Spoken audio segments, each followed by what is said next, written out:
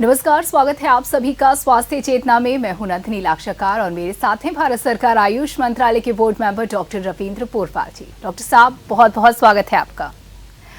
तो दर्शकों, जैसा कि जो मौसम चल रहा है, सर्दियों का मौसम है। अमूमन बहुत सारे लोगों को सर्दियों का मौसम बहुत पसंद होता है, लेकिन कुछ ऐसे भी लोग होते हैं जिनके लिए सर्दियों का मौसम परेशानी का सबब बन जाता है। और सबसे ज्यादा अगर परेशानी होती है तो बच्चों और बुजुर्गों को। ये कहना गलत होगा कि जो बीच की उम्र के लोग होते हैं, जो युवा होते हैं या फिर कामकाजी लोग होते हैं, उनको भी परेशानी होती है। उन्हें कभी बच्चों का ख्याल रखना पड़ता है तो कभी अपने बुजुर्गों का ख्याल रखना पड़ता है। आज की अगर बात करें, देखिए, मुझे है गले में थोड़ी सी परेशानी, और इससे पहले मैंने डॉक्टर साहब से इस बात पर चर्चा की कि अगर मुझे गले में खराश है, सर्दी जुकाम हो रहा है तो कहीं कोई चिंता की बात तो नहीं है। तो ऐसे ही सवाल कुछ आपके मन में भी आते होंगे। जब भी आपको जरा सा भी जुकाम होता होगा, गले में जरा भी तकलीफ होती होगी, तो डर सताता होगा कि कहीं ये कोई चिंता की बात तो नहीं है। जिस तरीके से जिस वातावरण में हम जी रहे हैं, ओमिक्रॉन, कोरोना, तमाम तरीके की ऐसी चुनौतियां हैं, कहीं ये वो तो नहीं है। तो डॉक्टर साहब, आज हम चाहेंगे आप हमारे दर्शकों की मदद करें कि जो सर्दियों का मौसम चल रहा है और ऐसे में सर्दी और जुकाम होना हर बार बचपन से हम देखते आ रहे, बड़ा आम होता है, लेकिन इन दिनों कुछ सालों से सर्दी और जुकाम का होना खतरे की घंटी सा महसूस होता है। तो सर्दी जुकाम को लेकर के क्या कहेंगे? किस तरीके से आजकल क्या चल रहा है? क्या वायरल चल रहा है? सर्दी जुकाम होना कितना गंभीर है? नंदिनी जी, सर्दी के मौसम में सर्दी हो जाना, जुकाम हो जाना, खांसी हो जाना सामान्य बात है। और हर सर्दी में परिवार के कोई न कोई सदस्य को खांसी जुकाम होता ही रहता है जी। गले में खराश एक एलर्जिक डिसऑर्डर होता है, सर्दियों में ये बहुत होता है। तो ये तो हमेशा से चलता आ रहा है। इसमें बहुत ज़्यादा परेशान, बहुत ज़्यादा चिंतित होने की आवश्यकता नहीं होती है। जी जी, तो बहुत ज़्यादा चिंतित होने की आवश्यकता नहीं होती है। लेकिन इन दिनों की अगर बात की जाए तो एक अतिरिक्त एहतियात हम बरत रहे हैं। हम नहीं चाहते कि हमें ज़रा सी भी गले में खराश भी हो, हमें हल्का सा भी जुकाम हो। यूँ तो बीमार होना अच्छी बात नहीं है, लेकिन जिस तरीके से जब भी हमें जुकाम होता है, हमें ओमिक्रॉन का डर सताने लगता है और हमें कोरोना का डर सताने लगता है। तो ऐसे में हम किस तरीके से फ़र्क महसूस कर सकते हैं सामान्य सर्दी जुकाम और ओमिक्रॉन और कोरोना में? नंदिनी जी, जब कोविड और ओमिक्रॉन का इन्फेक्शन शरीर के अंदर होता है तो शरीर बहुत थकान महसूस करता है। जी। कम से कम 12 घंटे शरीर के अंदर अनईजी फीलिंग, थकान, भारीपन और गले में सुरसुराहट होती है। जी। ये लगता है गले में कांटे जैसे लग रहे हैं। फिर बुखार का सिलसिला शुरू होता है। बुखार आता है, तेज बुखार आता है, सर दर्द होता है। जबकि सामान्य सर्दी जुकाम में रनिंग नोज होती है, व्यक्ति भूख भी लगती है, खाना भी खाता है और उसका बुखार बहुत तेज नहीं होता है। 100 डिग्री के आसपास फीवर रहता है। थकान भी इतनी नहीं होती है कि शरीर का एक एक अंग टूटने लग जाए। जी जी। बुखार के कारण होने वाली सामान्य थकान और दर्द होता है, लेकिन जब ये असामान्य दर्द होता है, असामान्य थकान होती है, करवट बदलने की भी इच्छा नहीं होती है, उठने की भी इच्छा नहीं होती है, मुंह सूखने लगता है, खांसी बेलगाम हो जाती है, बहुत बहुत रात रात भर खांसते रहते हैं। उस स्थिति में कोविड के वायरस का इन्फेक्शन होने की संभावना होती है। जी। फिर हमें जांच में जाना चाहिए। पहले ही भय ग्रसित होके डरना नहीं चाहिए। हमें प्रॉपर इन्वेस्टिगेशन में जाना चाहिए और प्रॉपर उपचार की तरफ जाना चाहिए। डर और भय से समस्या का समाधान नहीं होगा। लेकिन जो लोग सामान्य सर्दी खांसी से पीड़ित हैं और जुकाम से पीड़ित हैं, वो लोग भी डर जाएं। जी। उनके मन में एक शंका उत्पन्न हो जाए कि कहीं ये ओमिक्रॉन का इन्फेक्शन तो नहीं है, कहीं हम कोविड पॉजिटिव तो नहीं हो गए हैं। मैं कहता हूं सजगता हर स्टेप पे आवश्यक है, लेकिन हर स्टेप पर डर और भय हमेशा नुकसान देंगे, आपकी सेहत को नुकसान पहुंचाएंगे। इसलिए प्रारंभिक लक्षण होने पर ही हमें उचित उपचार को करना चाहिए। आज के जब कोविड चारों तरफ फैला है, ऐसे समय में हमें अगर सर्दी जुकाम सामान्य भी हुआ है तो घर परिवार के दूसरे लोग भी दूरी बनाने लगते हैं, डर जाते हैं तो कहीं ना कहीं। हाँ, तो हमें प्रारंभिक उपचार में देरी नहीं करना चाहिए और तुरंत उपचार लेके इस समस्या को ठीक कर लेना ही बुद्धिमानी है। बिल्कुल, देखिए तुरंत उपचार लेकर के समस्या को ठीक कर लेना बुद्धिमानी है और हम तभी तुरंत उपचार ले पाएंगे, सही डिसीजन ले पाएंगे जब हम डरेंगे नहीं। और डरेंगे हम तभी नहीं जब हमें इस विषय के बारे में समुचित जानकारी होगी। और यही वजह है कि आज के इस एपिसोड में हम इस बारे में चर्चा कर रहे हैं।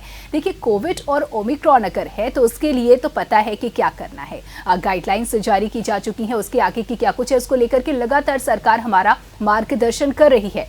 लेकिन अगर सामान्य सर्दी और जुकाम है तो उस पर भी समय रहते पार पा लेना, नियंत्रण कर लेना जरूरी है। तो ऐसे में हम चाहेंगे आप हमारे दर्शकों को बताएं कि सामान्य तौर पर सर्दी और जुकाम अगर होता है तो क्या कुछ ऐसे उपाय हैं, नुस्खे हैं जो अपनाए जा सकते हैं और तुरंत की तुरंत हम जो सर्दी हो रही है उस पर नियंत्रण किया जा सके। सबसे पहले गले में खराश महसूस होती है तो क्या उपाय बताएंगे? नंदिनी जी, गले में खराश और रनिंग नोज जी, ये आमतौर से साथ साथ चलते हैं। हाँ। गले में खराश खराश होती है और जुकाम, नाक से पानी बहने लगता है। एक ऐसा कारगर उपाय आपको बता रहे हैं कि जो 2 खुराक में आपकी समस्या को ठीक कर देगा। क्योंकि ये एक्यूट प्रॉब्लम होती है तो इसमें कोई बहुत लंबे समय तक इलाज करने की जरूरत नहीं होती है। समस्या ठीक हो जाए तो इलाज को बंद कर देना चाहिए। बाजार से चौकिया सुहागा खरीद लीजिए। इस सुहागा के छोटे छोटे टुकड़े करके तवे पे फुला लीजिए। तवे पे जब रखेंगे तो ये फूल जाएगा, जलने ना पाए, ब्राउन ना होने पाए, सफेद रंग का फूल जाए और इसको तवे से उतार के बारीक पीस के पाउडर बनाकर रख लीजिए। आप काली मिर्च, लौंग और दालचीनी, इन तीनों को बराबर बराबर मात्रा में पीस के पाउडर बना के रख लीजिए। ये 1 चम्मच पाउडर 2 गिलास गर्म पानी में इतना उबालें कि 1 गिलास पानी बचे जी। अब आधा गिलास, आधी मात्रा में पानी एक बार में, आधी मात्रा में दूसरी डोज के लिए। आपने आधा गिलास पानी लिया और आधा चम्मच सुहागा का पाउडर मुंह में डाल के ये पानी बूंद घूंट घूंट घूंट घूंट करके पी लिया। फिर पंखा या खुली हवा में ना निकलें, कम्बल ओढ़ के लेट जाएं। थोड़ा सा पसीना आएगा, लगेगा छाती से सब कफ निकल गया और आपका जो रनिंग नोज की स्थिति थी वो पूरी तरह ठीक हो गई।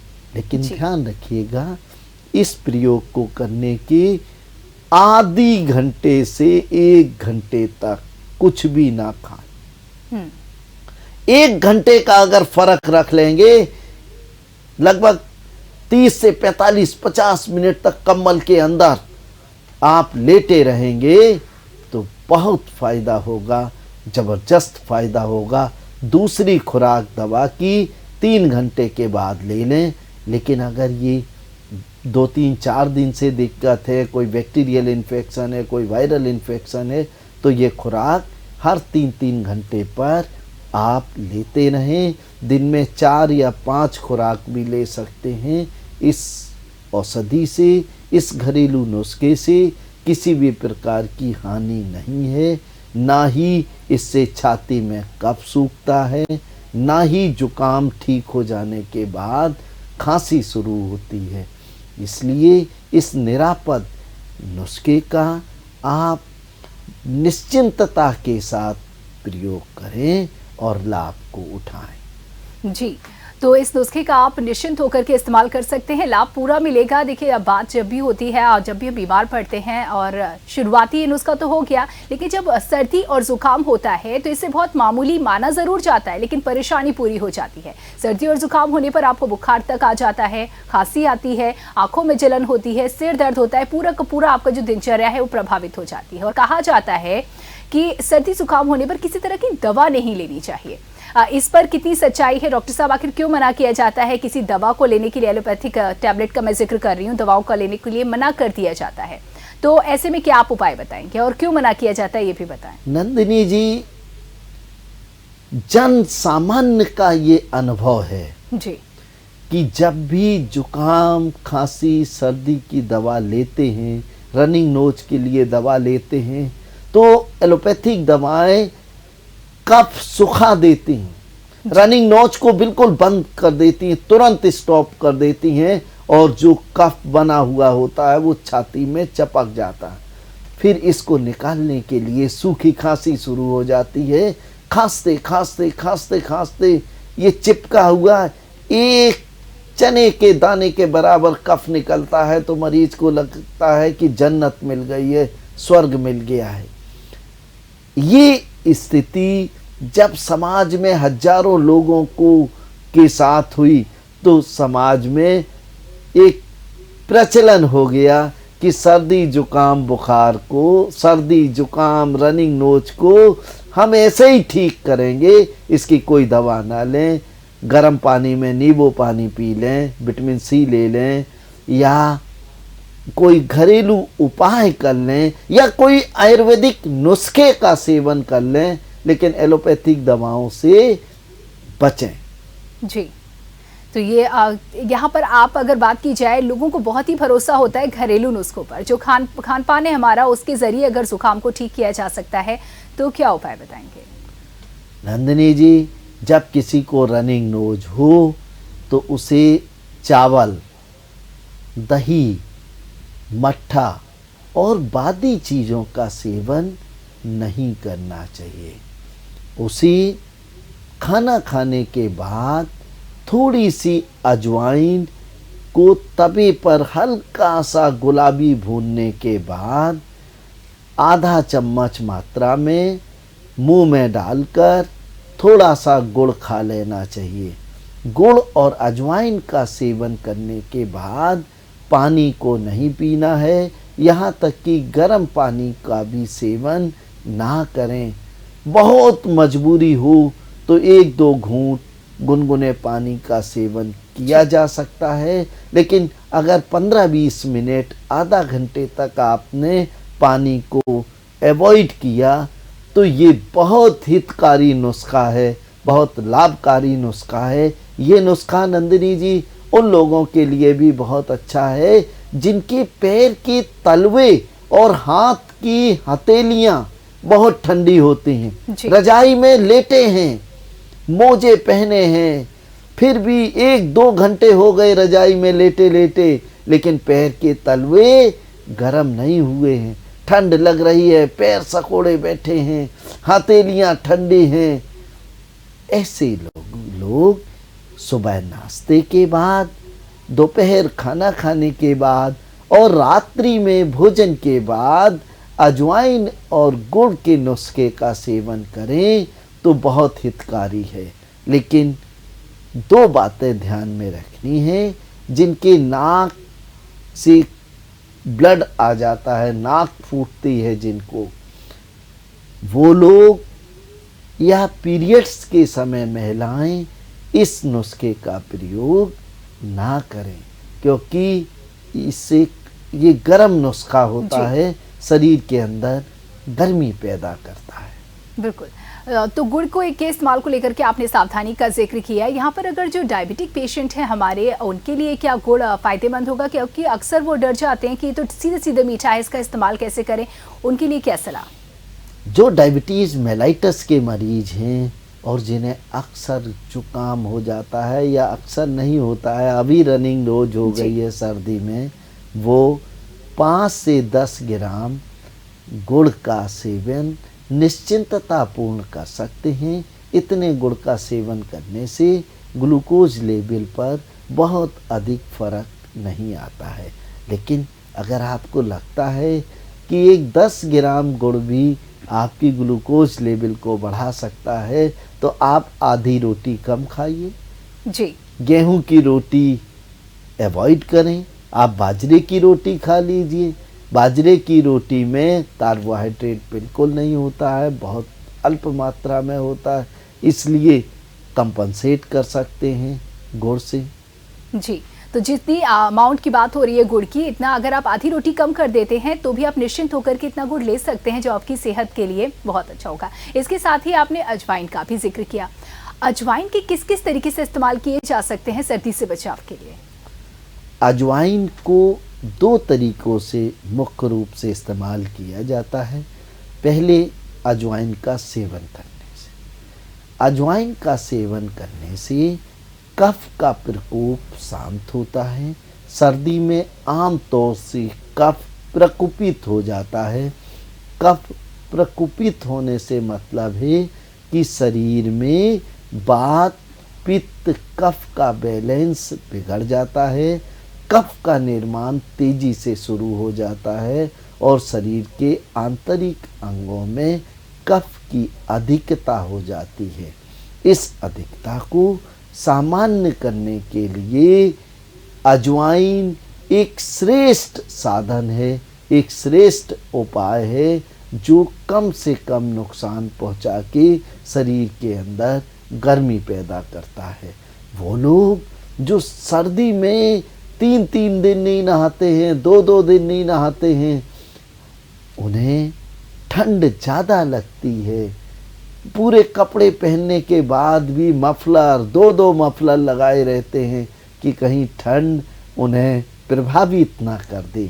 ऐसे लोगों के लिए अजवाइन का सेवन बहुत हितकारी है, बहुत लाभकारी है।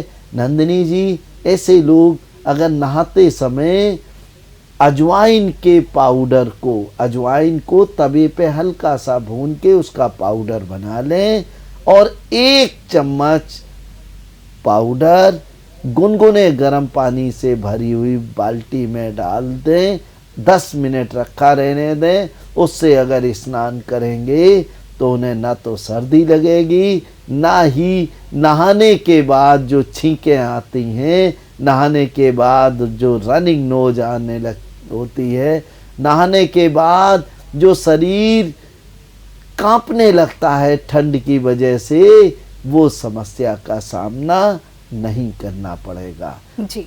ऐसे लोग अदरक का भी सब्जी और दाल में भरपूर मात्रा में उपयोग करें, लेकिन एक सजगता रखें, सौंठ का प्रयोग बूढ़े लोग यथासंभव ना करें, क्योंकि सौंठ के स्थान पर अदरक का प्रयोग करें। अदरक और सौंठ में एक बुनियादी फर्क है। अदरक के अंदर तेजी कम होती है, सौंठ के अंदर तेजी ज़्यादा होती है। सौंठ बहुत बार नक्सीर पैदा कर देती है, नाक से ब्लड आने लगता है तो लोग घबरा जाते हैं। मैं अपने दर्शकों को नंदिनी जी एक बात और कहना चाहता हूँ।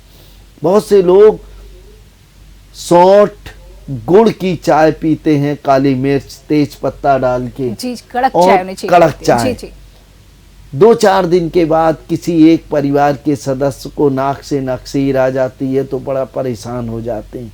इससे घबराइए नहीं, ये एक सामान्य प्रक्रिया है। सौंठ और गुड़ का जब संयोग होता है तो ये कैपिलरीज में ब्लड के प्रेशर को बढ़ा देता है, जिससे बहुत बार कैपिलरीज माने सबसे सूक्ष्म जो हमारी आर्टरीज होती हैं वो फट जाती हैं तो ब्लीड कर जाती हैं। लेकिन ये कोई बीमारी के कारण नहीं है, ये शरीर के अंदर ब्लड सर्कुलेशन फास्ट होने के कारण, शरीर के अंदर गर्मी पैदा होने के कारण ऐसा हुआ है।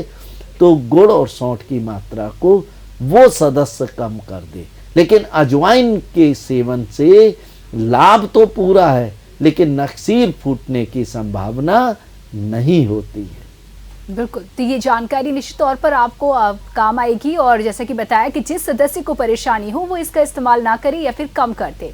सर्दी और जुकाम की शुरुआत होने के साथ साथ ठीक होने के भी काफी दिनों बाद तक हमें एक परेशानी से बड़ा जूझना पड़ता है और वो हो जाती है खांसी। खांसी बहुत परेशान करती है, बच्चे हो या बुजुर्ग, उन्हें तो बहुत ही ज्यादा परेशान करती है। ऐसे में आमतौर पर हम घर में मौजूद जो हमारा कफ सिरप होता है उसका इस्तेमाल करते हैं, लेकिन डॉक्टर साहब कहते हैं कि ज्यादा कफ सिरप का भी इस्तेमाल नहीं करना चाहिए। यहाँ पर आप हमारे दर्शकों को जरा गाइड करें। नंदिनी जी, अगर गीली खांसी है, गीली खांसी का मतलब है खांसी का स्ट्रोक आया, कफ का एक टुकड़ा बाहर आया, बहुत कफ निकलता है, आदमी परेशान हो जाता है कि पता नहीं कफ की फैक्ट्री लग रही है और स्वयं से एक घृणा जैसी, घिन जैसी लगने लगती है कि इतना कफ कहाँ से पैदा हो रहा है। साफ सुथरे इंसान के अंदर भी ये दिक्कत आ जाती। इस दिक्कत को बचाने के लिए, इससे छुटकारा पाने के लिए, ऐसी खांसी से मुक्ति पाने के लिए एक बहुत कारगर उपाय आपको बताएंगे। 3-4 काली मिर्च को बारीक पीस लीजिए, 1 चम्मच तुलसी का रस और ये काली मिर्च का पाउडर खूब गर्म करिए। जब ये खूब गुनगुने से ज्यादा गर्म हो जाए तब इसमें शहद मिलाकर सुबह दोपहर शाम चाट लीजिए। जिनके बहुत ज्यादा कफ बनता है और कफ बनने के कारण खांसी आ रही थी, वो खांसी 1 ही 2 खुराक में आराम मिल जाएगा, फायदा मिल जाएगा। लेकिन जिन लोगों को सूखी खांसी है, खांसी ऐसी है कि खांसते खांसते सूखी खांसी, गला सूख जाता है, पानी पीने की जरूरत पड़ती है, वो लोग ध्यान रखें कि आलू, उड़द की दाल, छोले, राजमा, चना, बेसन, ये खाद्य पदार्थों का सेवन जब सूखी खांसी हो तो ना करें। अरहर की दाल भी यथासंभव परहेज रखें, कम से कम खाएं। ऐसे लोग थोड़ा सा देसी घी को जीरे में भून लीजिए और इसे गुनगुना गुनगुने से थोड़ा सा कम, जीभ जलने ना पाए, 2 चम्मच ये जीरा और घी ये खा लीजिए। जीभ को अच्छी तरह ऊपर नीचे लगाइए तो जो ड्राई हो गया है अंदर का सिस्टम, वो सिस्टम गीला होगा और जो अतिरिक्त मात्रा में पित्त बना था, एसिड बना था, जिससे पूरा श्वसन तंत्र हमारा सूख रहा था, उसमें ये ग्रीस का काम करेगा, लुब्रिकेंट का काम करेगा। लेकिन कई लोग, विशेषकर बुजुर्ग लोग क्या करते हैं, घी और जीरे को पिया और पीते ही पानी पी लिया 2 गिलास। तो जो लाभ मिलना चाहिए था, नुकसान तो कुछ नहीं है, जो लाभ मिलना चाहिए था वो लाभ उन्हें नहीं मिला। इसलिए पानी खूब पी लें। पानी पहले तो गुनगुना पानी पीजिए, गुनगुना पानी के पीने के 10 मिनट बाद ये घी और जीरा को अच्छी तरह चबाते हुए खा लीजिए। ये पूरे श्वास नली को तर कर देता है, पूरे मुंह को चिकना कर देता है, जिससे ड्राइनेस खत्म हो जाती है और सूखी खांसी ठीक हो जाती है। जी, तो सूखी खांसी भी ठीक हो जाती है, जो बताया गया नुस्खा है। उसके साथ और भी बहुत सारी बातें हम आपसे करेंगे। स्वास्थ्य चेतना देख रहे हैं आप, और कार्यक्रम की शुरुआत में हमने समझा सामान्य सर्दी खांसी और कोरोना ओमिक्रॉन के फर्क को, और अब बात हो रही है किस तरीके से सर्दी और खांसी पर नियंत्रण पाया जा सकता है, या फिर क्या कुछ नुस्खे हैं जो सर्दी खांसी के दौरान होने वाली परेशानियों से हमें मदद करेंगे उससे निजात पाने में। बहुत सारी बातें डॉक्टर साहब बता रहे हैं, हमारे दर्शक इसका लाभ मुझे पूरी उम्मीद है कि उठाएंगे, लेकिन और भी बहुत सारी ऐसी बातें हैं, ऐसे सवाल हैं जिन पर बात करना ज़रूरी है। सर्दी और खांसी जब होती है हमें, तो उस दौरान अक्सर तमाम घरों में दूध के इस्तेमाल को बंद कर दिया जाता है। माना जाता है कि दूध जो है वो कफ को और बढ़ा देता है, और यही वजह है कि दूध का इस्तेमाल हम बंद कर देते हैं। लेकिन वहीं कुछ ऐसे घर भी हैं जहां दूध के इस्तेमाल को अच्छा माना जाता है। तो इसमें सच्चाई क्या है? क्या हमें दूध का इस्तेमाल करना चाहिए? नंदिनी जी, दूध एक पूर्ण आहार है, एक संतुलित आहार है, शरीर के समग्र विकास के लिए, विशेषकर डेवलपिंग एज में बच्चों के लिए तो दूध अमृत से कम नहीं है, अमृत के समान लाभकारी है। सर्दी जुकाम है, रनिंग नोज है, तो दूध में हल्दी और केसर डाल दें। अगर छोटे बच्चे हैं तो थोड़ा सा अदरक कूट के डाल दें। ध्यान रखिएगा, अदरक के साथ गुड़ ना डालिए, सामान्य चीनी या ब्राउन शुगर का इस्तेमाल कर सकते हैं, शहद का इस्तेमाल किया जा सकता है। इस प्रकार दूध को गर्म करके छान के आप उपयोग कर सकते हैं। लेकिन अगर बूढ़े लोग हैं, बूढ़े लोगों को 3 चीज़ें ध्यान रखना चाहिए कि दूध रात्रि में सोते समय नहीं पीना चाहिए। सोते समय पीने से वह रात्रि भर बाथरूम के लिए हर 1.5 2 घंटे के बाद दौड़ेंगे। नंदिनी जी, बहुत से मरीज हमारे पास आते हैं, कहते हैं कि साहब बहुमूत्र की बीमारी हो गई है। जब हम उनकी नाड़ी देखते हैं तो पता लगता है उनको कोई बीमारी नहीं। और जब उनकी पूरी बात को ध्यानपूर्वक सुनते हैं, समझते हैं, तो पता लगता है कि वो रात्रि में सोते समय बिस्तर पर 1.5 पाव दूध पीते हैं। बताएंगे वो तो साहब मैं तो रात में 1.5 पाव दूध पी के सो जाता हूँ, शाम को सूप पीता हूँ। तो रात्रि में उनको पानी की मात्रा ज़्यादा हो, जिसके कारण ये दिक्कत उठानी पड़ी। तो मैं अपने दर्शकों को, विशेषकर वो दर्शक जिनका मन तो युवा है लेकिन शरीर वृद्ध हो गया है, 80 साल का, 75 साल का हो गया है, वो लोग दूध का सेवन करते समय 3 चीज़ें डालें उसमें। छोटी पीपल बाजार में पंसारी के यहाँ मिलती है, काली काली होती है, छोटी सी। छोटी पीपल, काली मिर्च और सौंफ, इन तीनों, 2-3 छोटी पीपल, 2-3 काली मिर्च बारीक कूट के डाल दें, 1 चम्मच सौंफ को खूब दूध में उबालें। अगर इसमें 2-3-4 पंखुड़ी केसर की डाल दें तो सोने में सुहागा है। ये डाल के आप फीका ही घूंट घूंट करके पिएं। ये दूध जुकाम में नुकसान नहीं करेगा, जुकाम में फ़ायदा करेगा। और वो लोग जो रात में 3 बजे से हाँफने लगते हैं, जिनको सांस फूलती है रात में, फिर तकिया पेट में दबा के आगे की तरफ झुक के बैठे बैठे रात पार करते हैं, वो लोग पहले दिन से लाभ प्राप्त करेंगे, फ़ायदा प्राप्त करेंगे। लेकिन इसके साथ एक प्रयोग और कर लें कि पीपल के पत्तों का पाउडर 1-1 चम्मच दिन में 3-4 बार गर्म पानी के साथ जरूर लेते रहें। फिर दमा, विशेषकर एलर्जिक जो एजमा होता है, ये नंदिनी जी एलर्जिक एजमा होता है, ये सामान्य रूप से किसी दवा से जाता नहीं है जी। ज्यों ज्यों दवा करेंगे त्यों त्यों बीमारी बढ़ेगी। दवा करी, आराम मिला, फिर 5 दिन बाद दवा करते करते करते करते और ज़्यादा प्रकोप से, फिर 4 महीने बाद इतने ज़्यादा प्रकोप से दवा खा रहे थे, इनहेलर ले रहे थे, सब कुछ कर रहे थे, इतने ज़्यादा प्रकोप से कि हॉस्पिटलाइज करने की नौबत आई, फिर डोजें बढ़ गई। ऐसे लोग जरा पीपल के पत्ते का पाउडर बना के रख दें, गर्म पानी के साथ सेवन करें, और फिर देखिए आप एलर्जिक एजमा आपसे दूर भागेगा और आपकी सेहत अच्छी हो जाएगी। ऐसे वृद्ध लोग दूध को पिएं जी। तो दूध को पूरी तरीके से अगर ये सावधानी, ये तरीके आप जान लेंगे तो ये पूरा फायदा पहुंचाएगा आपको। तो ये जो बातें कही जाती हैं कि दूध कफ को बढ़ा देता है, दूध कफ को नहीं बढ़ाता है, बल्कि हमारा जो इस्तेमाल करने का तरीका है कहीं ना कहीं उनमें कुछ खामी होती है। ये तो आपने बताया डॉक्टर साहब कि क्या कुछ दूध का किस तरीके से इस्तेमाल किया जाए, लेकिन कुछ ऐसे हमारे जो बच्चे हैं घरों में, उन्हें आदत हो चुकी है चॉकलेट मिल्क ही पीने की।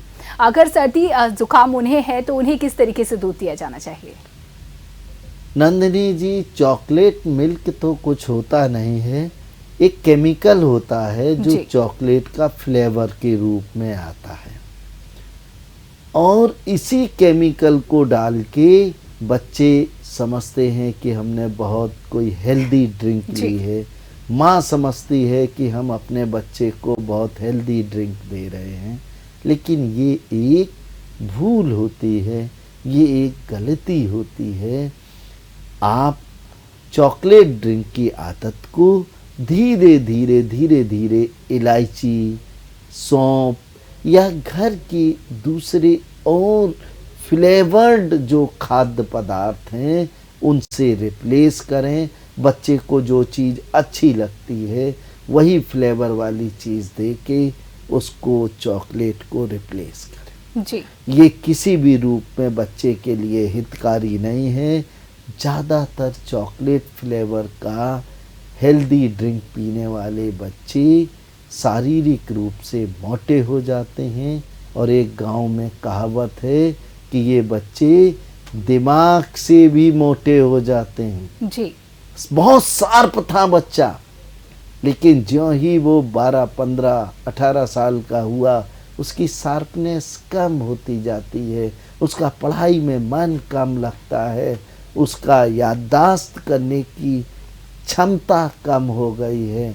तो बच्चा जितना शरीर से मोटा हुआ उतना ही दिमाग से मोटा हो गया। गांव में ऐसी कहावत है। जी। जी। और ये तो कोई भी माँ नहीं चाहेगी, और कोई भी नहीं चाहेगा कि बच्चा जो हो वो मेंटली भी स्ट्रांग हो, फिजिकली भी स्ट्रांग हो। तो दूध का किस तरीके से इस्तेमाल करना है ये हमने समझा सर्दी और जुकाम के दौरान खास तौर पर। और डॉक्टर साहब, चलते चलते मैं चाहूंगी हमारे दर्शकों को बताएं कुछ ऐसे योगासन, कुछ ऐसी दिनचर्या जिससे सर्दी और जुकाम होने ही ना पाए। सर्दी के मौसम में शीतली और शीतकारी प्राणायाम का अभ्यास बिल्कुल नहीं करना चाहिए। शीतली और शीतकारी प्राणायाम शरीर को ठंडा करते हैं, जी। शरीर के अंदर शीतलता लाते हैं। और सर्दी के मौसम में अगर शीतलता आएगी तो हमें बुखार होगा, जुकाम होगा, बदन दर्द होगा, और भी कई समस्याएं होंगी। इसलिए सर्दी के मौसम में हमें सूर्यभेदी, कपालभाति जैसे प्राणायाम का अभ्यास करना चाहिए। अनुलोम विलोम का भी अभ्यास हितकारी होता है। आसनों में पक्षी आसन, अश्वचालन आसन, यौगिक सूक्ष्म क्रियाओं में पदचालन की क्रिया बहुत महत्वपूर्ण होती है। और एक बात मैं अपने सीनियर सिटीजन्स के साथ को कहना चाहता हूँ कि जब कोहरा बहुत हो, सर्दी बहुत हो, ओस जैसा दिन में गिर रहा हो, तो ज़बरदस्ती घर वालों से लड़ के मॉर्निंग वॉक के लिए ना निकलें।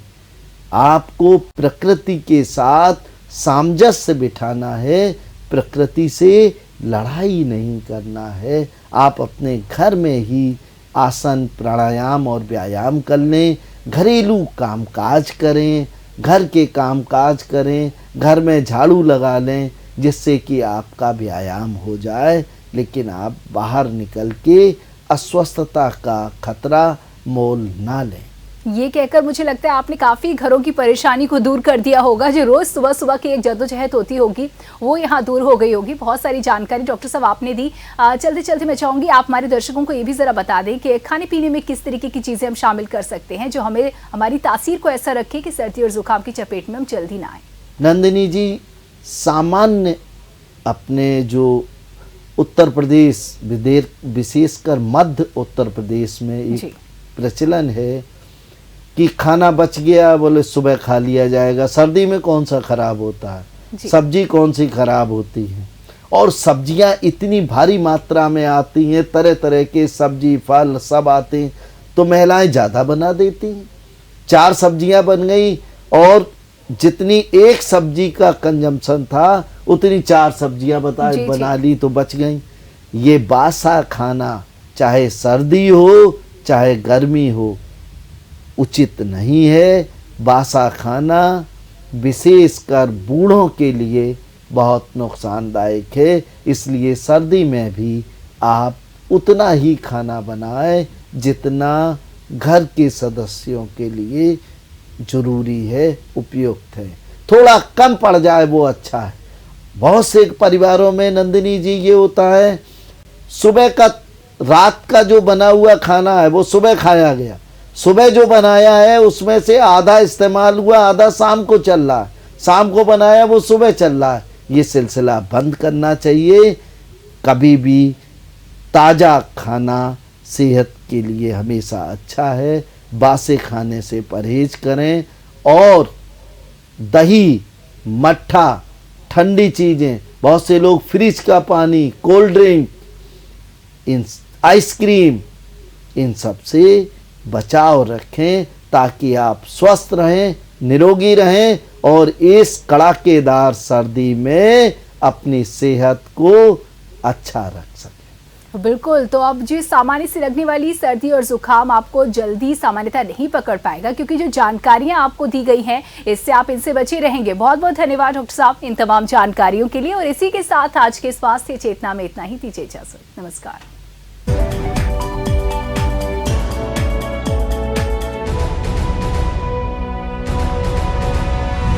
अगर आपको हमारा वीडियो पसंद आया हो तो हमें लाइक करें, सब्सक्राइब करें और ज्यादा से ज्यादा शेयर करें। और हाँ, बेल आइकॉन दबाना ना भूलें ताकि हर खबर का अपडेट आप तक पहुंचे तुरंत। आप हमें इंस्टा, ट्विटर और फेसबुक पर भी फॉलो कर सकते हैं। हमारी आईडी है @JMT News/